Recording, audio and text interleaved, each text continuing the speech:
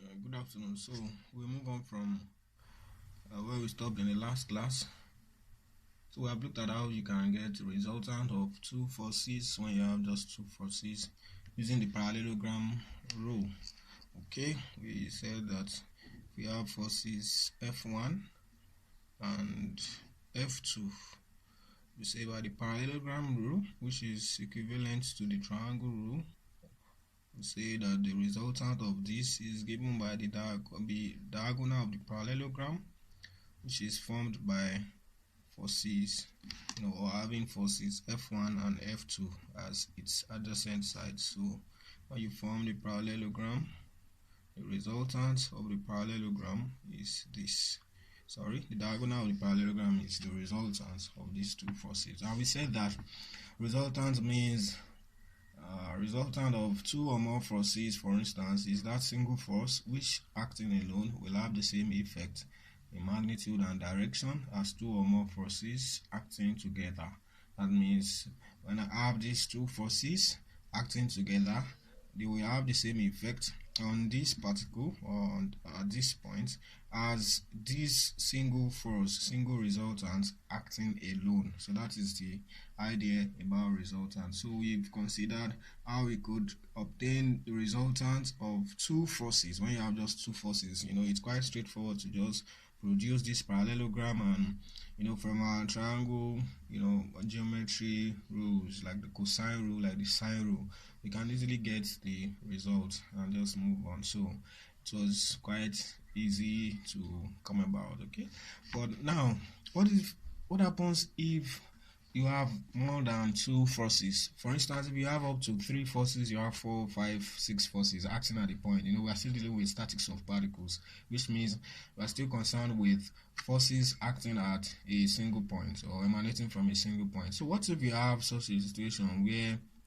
you have 2, 3, you have 3, 4 more forces acting at a particular point? How would you get their resultant? Of course, to be very clear, you can apply the parallelogram rule, okay, to any number of forces as much as you like it. Just that, as you can see, the parallelogram rule only applies to two forces at a time. Okay, so for instance, if you have something like this, let's say some forces are acting at this point, you have this force acting this way, you have this one acting this way, you have this acting this way, you have another one acting this way, and you want to get the resultant of these four forces.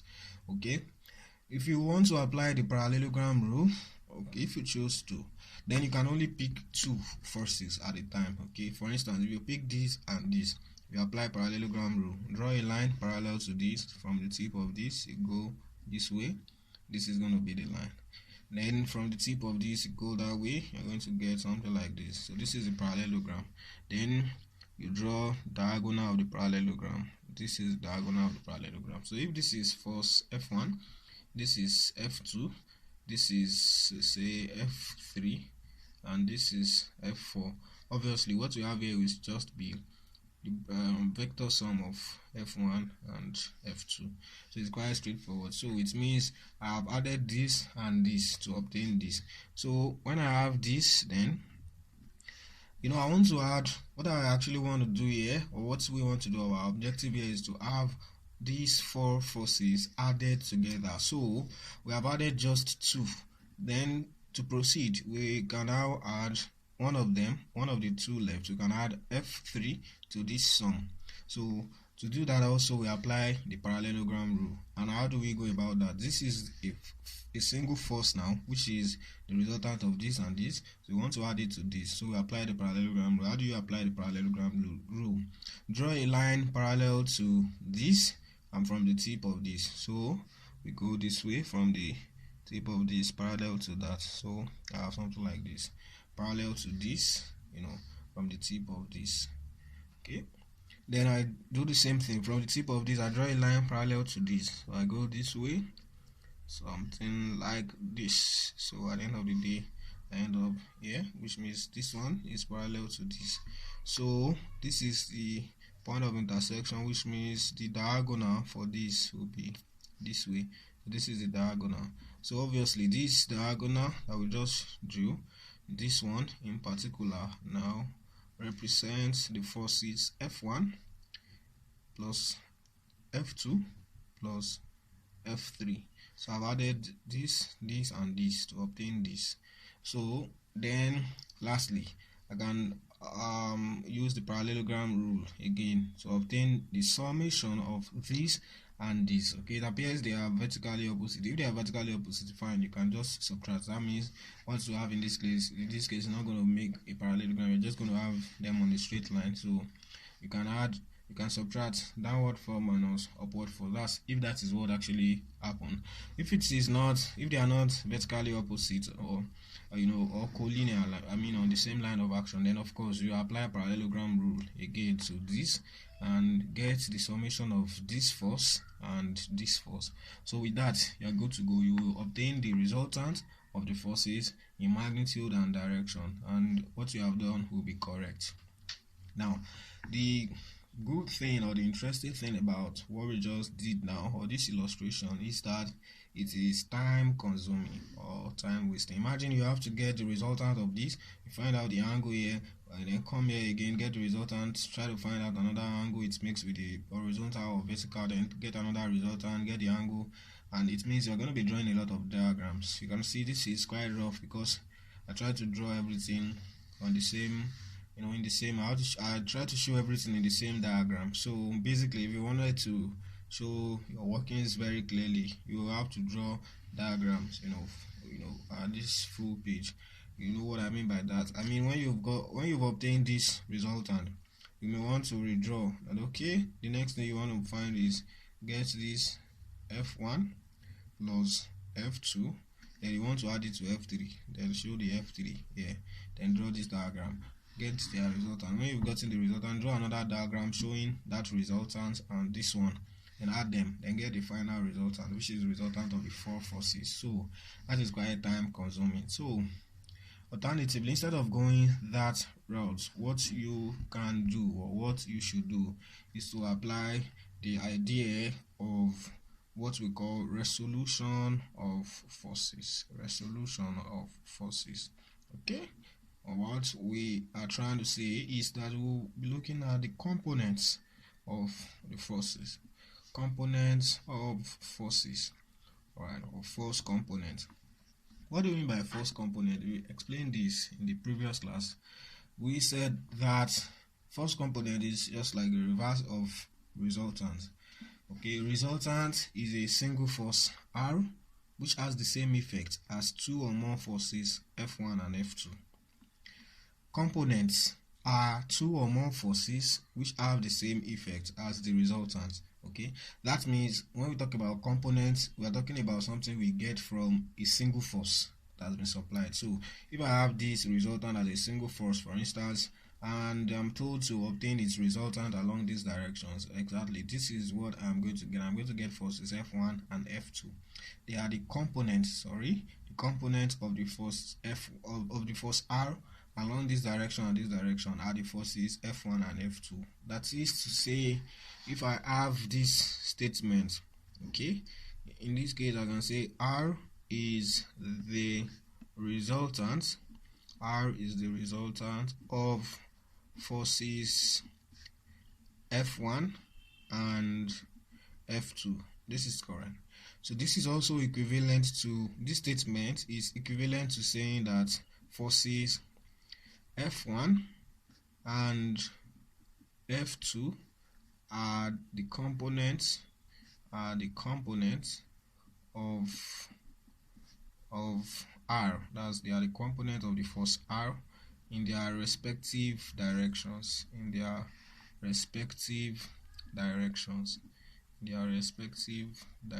So these two are equivalent statements. If forces F1 and F2 sum into R, that is, if you sum forces F1 and F2 to obtain R, then the forces F1 and F2 are the components of R. Okay, equivalently, R is the resultant of forces F1 and F2. So that is that about that. So quite obviously, you should notice something from here. You should notice that a force can be given by different pairs of components. What do I mean by that? I know you should know what we mean by a pair now. Okay, so look at this. If you have a force, let's say this is some force F, we know that this force F can be, you know what components mean now? Components mean two or more forces which added together will give us this single force. That's what we mean by component. Okay, all right. So this force can be produced by forces F1 and F2 directed this way. If you have force F1 directed this way and F2 directed this way, by our triangle rule, this will be their summation. Fine. This force F can also be given by these forces F1 directed this way and F2 directed this way. So when you sum these two, you will still get this force F. This force F, interestingly, can be given by a force F1 directed this way and another force F2 directed this way. Okay, because your summation in line with the triangle rule will still be this. Obviously, you can have infinitely many pairs of components of a force F. That is, component of a force F can be, of course, they usually most times come in pairs. Now, it doesn't mean that if you have three forces sum to give you F. If you sum three forces to give you F, they are still components of the force F. It doesn't matter. The point is that when you add them vectorially, they're going to give you that single force F. Okay. So, but most times while resolving, especially in two dimensions, I mean, when we're dealing with two-dimensional cases, we will usually reckon with two components of a force. So, for the two-dimensional case we're talking about now, we are saying that this force can be given by a number of pairs of components. So then it becomes important that we specify anytime we want to resolve a force. For instance, if I wanted to resolve this force, I'm going to specify, I'm going to tell you, okay, what will be the components of this force along this direction. That is be very specific, because I know that component of this force can be practically along any compatible directions. Okay, so they may even be out of this plane and still return into the plane. So that is why I have to be specific. That what are the components of this force along so direction? What is the component of this force along this direction? So that is when you can then relate the angles and the magnitudes involved and find out what the components will be in such a specified direction.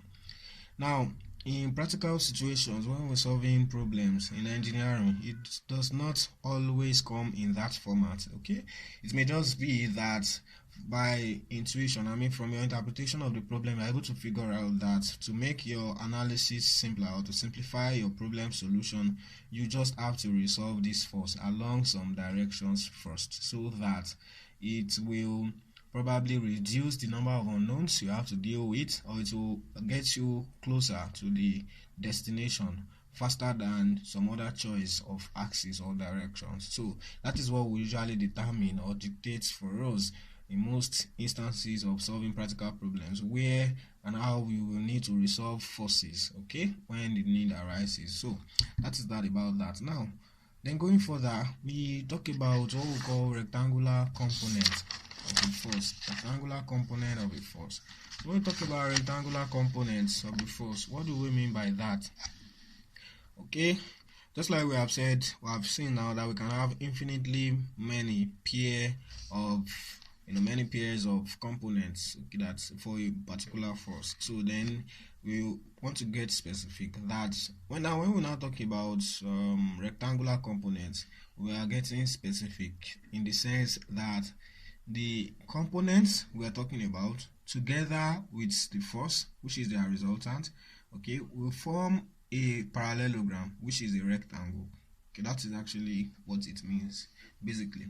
Okay, I think I said it in the past that when you talk about parallelogram means you have a shape with equal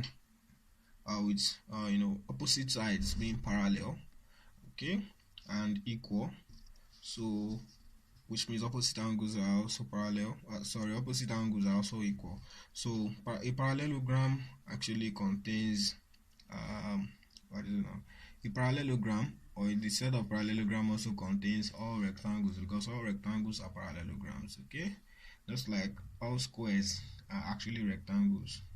What are rectangles? You have opposite sides to be parallel and equal, and then you have the angles to be right angles. So that's exactly what also obtains in a square. The only difference is that a square contains those elements in the triangles, in a rectangle set whose sides are equal. So that is the only difference. Okay, let's say whose adjacent sides are equal. So I hope you get the point now. Okay, so if you don't get the point, there's no problem, just let's move on. So if you have something like this, let's say you have a force this way. Okay, when I talk about rectangular components, I mean that by the time I bring up the component, okay, it must be such that at the end of the day, when I apply my parallelogram rule, I'm going to get a rectangle. Now, rectangular components does not mean they are vertical and horizontal components. I hope you know the difference. Now, this is a parallelogram. That means the component I'm interested in will be, this way and this way, such that at the end of the day, this is the first F I'm talking about, such that at the end of the day, the components, let's say you have F1 and F2, when added, will give us this first F, and then the parallelogram involved in that summation is a rectangle. So this is what I mean by rectangular components of the first F. I just said something now that being rectangular or being perpendicular components does not mean they are horizontal and vertical components. No doubt, horizontal and vertical components, when used, are perpendicular components. Okay, they are rectangular components. Okay, but it doesn't mean when you are dealing with rectangular components or when you are dealing with perpendicular components, they will always be vertical and horizontal components. So don't mix them up. Vertical and horizontal means you have vertical, you have horizontal. Now you can have something like this. You can have a component in this direction and another component in this direction, such that they are perpendicular. They still are rectangular components. For instance, if you have a component of this magnitude, you have another component of this magnitude, okay, the force that will result in this, or that will give this, will be directed this way. So you can have a force directed this way, and you have its perpendicular components to be directed this way. In this case, okay, going by our reference lines in this book now, these components, this and this, are obviously not horizontal and vertical components, but they are sure perpendicular components and they are sure rectangular components. Okay, so that is right about that. So you will need to be very conversant with this orientation. Orientation can be anyway. Just have it in mind that we are dealing with rectangular component or perpendicular component. So far you're able to figure that out. The orientation should never confuse you. Okay, so now how do we get these components from a force? If you are given a force, you want to get its component. Don't forget what we did in last class was we will be given the forces and we want to get their resultant. Now we just want to do like reverse of that operation by getting components from a resultant, so to speak. Okay, so if you have, now I'm going to be using my x and y axis. X and y axis also are just labels. In this case, it may happen that in some analysis I will find it more convenient to name something not oriented in the horizontal direction as x-axis and another one not exactly vertical as y-axis. Okay, so for most situations, unless the given question expressly assigns axis or letterings of axis to the problem, then your choice or the choice of the axis is arbitrary. It is determined by you. It is anyhow you choose it, so be it. Okay, so now you have something like this. and I want to get, I'm using x and y axis as reference. I have a force, a particular force. Let's say this is the particular force F, and I desire the component of this force. Don't forget I said when I started, or previously, I said that to get the component of a force, we will need to be specific about direction, because there are infinitely many pairs of components of a force that you can have. So in this case, I want to get its components along the x-axis and its components along the y-axis. So what would I do? Just trying to do the reverse of what we did with obtaining resultant of two forces. Okay, so don't forget, let us quickly look into that again. When we were dealing with resultant of two forces, okay, and we had something like this force and this force, we said our resultant will be given by extending from this a line parallel to this. So we go this way, blah blah blah. We extend from the tip of this also a line parallel to this, so we go this way, blah blah blah blah. Then we say that the diagonal of this is going to give us this, so we're going to have something like this. We go this way. Okay, this is the resultant. These are the components F1 and F2. Now imagine that I want to get this, okay, resultant. Sorry, I want to get these components F1 and F2 from the resultant. How do you think I would go about it? Of course, I have the directions of the components already specified for me. So for instance, if I just have the direction of the component, I know that this is the line of action I'm interested in for the first component F1. Now this is the line of action I'm interested in for the second component F2. So I hope you understand what I'm saying. So, and then I have this force. I have this force R. And then I want to get its components. It's like I want to get this shape now, but from this, not from these two. That means I want to get these two from this one. So what do you think I need to do? I know that the parallelogram law, okay, is what brought about this. So I can go in reverse direction and come about this parallelogram again. So what do you think I need to do? In this case, the only tip I have is this. So what I will simply do to get the component on this side, just like I want to get F2 from here, is to project. So when I project, I'm going to project from this side. I project from here, from the tip of this, just like we had this on the tip of this, okay?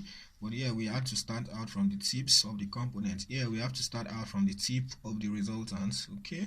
So while projecting, I will have to go parallel to the other direction I'm interested in.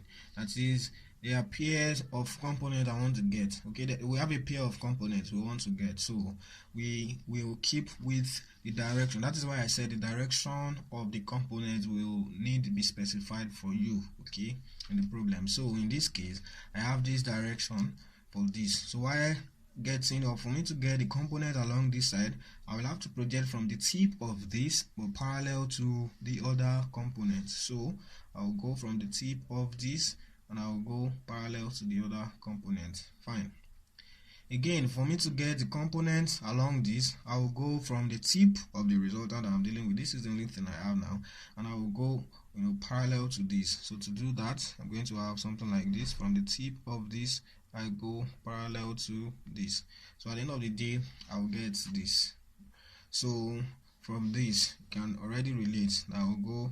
So where I have the tip projected to is where I will have the tips of those components that I'm interested in. So I'll have the tip of this here and the tip of this here. So at the end of the day, I'm able to come about this from the result, and I'm able to come about the components F1 and F2 from the resultants. Why are we doing all of these things? Doesn't mean you come across a question that asks you to do all of this. No, it will not, but you will have to do it for you to get what it asks you to get. Okay, so now I have this. So we want to carry out this idea. We want to use that here and see how it applies to this situation. So I have this. These are the fact that an axis has been defined already tells me to what direction I need to get the components involved. Okay, so I have this component, I have this direction here, another direction here. So for me to get the components along this direction, I will project from the tip of this but parallel to this, just like we did here. For us to get this component, we needed to project from the tip of this but parallel to this other one. So here, this is the other one. I'll project from the tip of this parallel to this. So where I end, because I'm projecting from the tip, this is where the tip is, right here. Please don't omit any of this portion. It is very, very important. It will be most times the saving grace when you begin to learn 3D resolution, because this idea is what we will carry into 3D, so that we'll be able to interpret 3D situations perfectly. Okay, so we have this.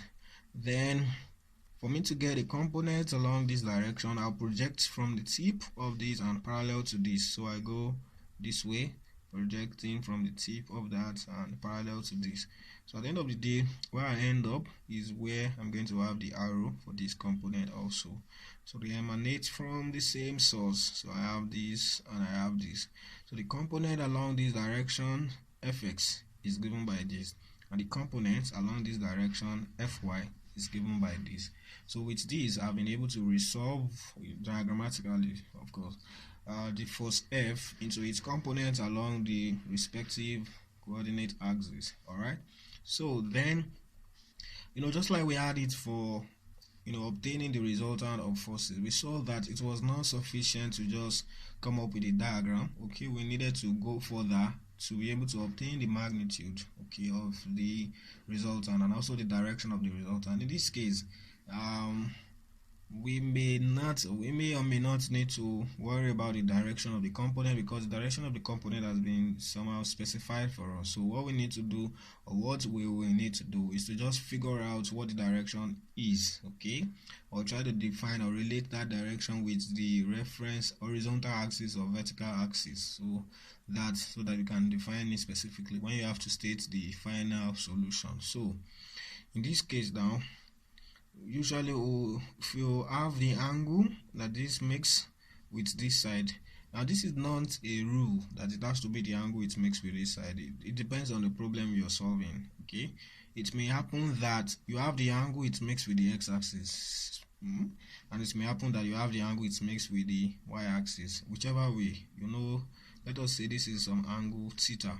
Don't forget that this is a parallelogram. This is a rectangle, so the length of this is equal to the length of this, and don't forget that the length depicts the magnitude of the force. So basically, the length of this also will depict Fy, just as the length of this, that's from here to here, will depict, from this point to this point, will depict Fx, because it is the same magnitude, because we are dealing with a rectangle, a shape that has opposite sides to be equal. Okay, so now we will proceed to get each one of them. So don't forget that in this case, I know F, or I know the force, the given force. Of course, it will usually happen that we will know its magnitude and direction, or we know its direction, we don't know its magnitude or whatever. But so we have this force F. Okay, the force F is going to have, or has magnitude of F. So that means the length of this side will be F. The length of this side is F subscript Y. The length of this side is F subscript X. So now, considering this right angle triangle, so another thing that will come in handy is the fact that you have a right angle triangle. So because of that, you can apply your SOHCAHTOA. So if you want to get the component here, the x component, that will be adjacent. We are dealing with this angle theta now. So for this angle theta, adjacent is Fx and hypotenuse is F, which is the known. So at the end of the day, I'm going to have adjacent. Don't forget your SOHCAHTOA, SOHCAHTOA. For SOHCAHTOA, adjacent and hypotenuse has to do with cos. So I'm going to have it that cos theta is equal to adjacent, which is Fx, divided by the hypotenuse, which is F. So from here, I'm going to have it that Fx is equal to F cos theta. So Again, I go for Fy. Fy is this side, and this side is opposite the angle theta.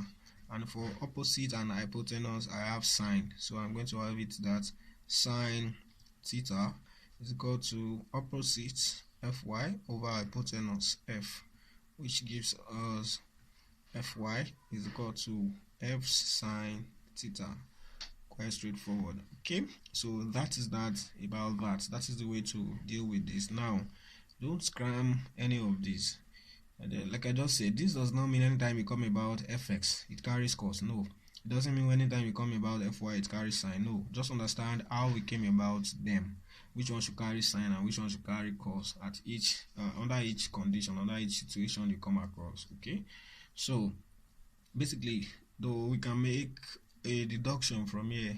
Okay, it is the fact that the side which holds the angle theta carries cos theta. Okay, you can see that now the component on that line that holds the angle theta, is the one that carries cosine. So that is almost a rule. So anytime you come across it, you're able to get a convenient angle to that side. Okay, the component along that line is going to carry cosine. That is going to be f cosine of the angle that f makes with the axis, which represents the line of action of that component you are interested in. So that is the way it works. What I'm trying to say is, if instead of this we got some angle alpha instead, of course we know angle alpha is the angle that this force F makes with the vertical. So automatically, because you have angle alpha, and angle alpha is the angle to the line, okay, which carries Fy, automatically, as you can verify for yourself from SOHCAHTOA, Fy will be equal to F cos alpha, and automatically also Fx will be equal to F sine alpha. So that is the way it works. So just be very vigilant when you are dealing with this.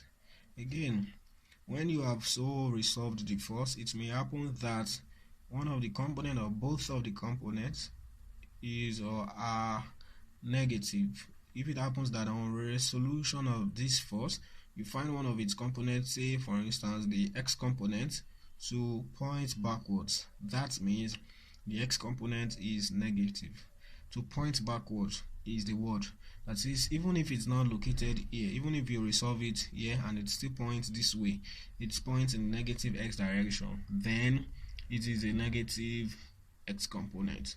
If it points downward, okay, that is, it's pointing in the negative y direction, it is a negative y component. So that is the way to judge that. So it's quite clear. So please ensure that you understand this thing very, very, very well. This is very, very, very important. Please don't overlook it. Okay, we're going to solve some problems on this so you understand what I'm talking about. Okay, now if you have understood this, then you can now look at what is the implication of this, or what is the usefulness of this. Don't forget, when we started out, we said that whenever you have something like this, you have more than two forces to get their resultants, then it does not make sense. It is not a wise choice to go through all these analyses using parallelogram rule, trying to combine them two at a time, because that is going to waste your time, energy, space and all of that. So that is why we are looking into resolution of forces. Okay, trying to find out, if we resolve each of the forces into rectangular components, will we be able to find a way to get the resultant of two or more forces at the end of the day using those rectangular components. So that is why we are doing all of these things we are doing now. Okay, so now we will now proceed to see how that pans out, like how we can apply that in getting resultant of three or more forces. So what is the point now? The point is that when you have listen please, when you have a force, say you have a force R, you're interested in the resultant R of forces F1, F2, F3, F4, and so on and so forth. Okay, we're saying that the x component of this resultant is the same as the sum of the x components of each of the forces. So this is going to be F2x plus F3x plus F4x. In the same vein, the y component of this resultant is equal to F1y plus F2y plus F3y plus F4y. This means when I desire the resultant of 3 or more forces, okay, the wise thing for me to do is to get the x components and the y component of each of the forces. Now, x and y does not imply vertical and horizontal. I just said that. I said that in the before we got to this point. Okay, x and y does not imply vertical and horizontal. They simply imply, in this case, rectangular components along any convenient axis. Okay, any convenient perpendicular axis, to be specific. Okay, so when you've obtained those components, then you are very sure that the resultant, okay, is going to be given by this component. The component of the resultant, the x component of the resultant, will be equal to the sum of the x components of the individual forces, and that will be just fine. You get that? The y component of the resultant will be the sum of the y components of the individual forces. So this is because, you know, we can write this in vector form to say that from here our r, which is the resultant that we seek, will be equal to rxi plus ryj. That means, you know, r can be written in ij form, in this vector component form, as rxi plus ryj, where ij are the unit vectors in the x and y directions respectively. So what am I trying to say? You know, if you have a force directed this way, this is the x direction, this is the y direction, and you have this force F, such that on resolving the force F into its horizontal and vertical components, you have these components Fx, you have these components Fy, okay, directed this way. I can write this in vector notation form. I'm going to write this as F is equal to Fxi plus Fyj, where ij are the unit vectors in the respective directions. That is, I is the unit vector in this direction, which means unit vector means a vector that has magnitude of 1.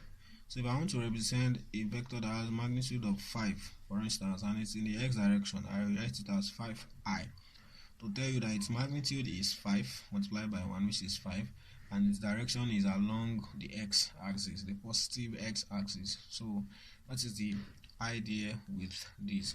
Of course, from what we have done now, if we have some angle theta here, it is obvious that we can write this as f cos theta, because our fx will be f cos theta I, plus f sin theta, because our fy will be f sin theta j. So I can write this way. If I multiply all through by f, for instance, I'm going to have my modulus of f. I'm going to have f over f is equal to cos theta I plus sin theta j.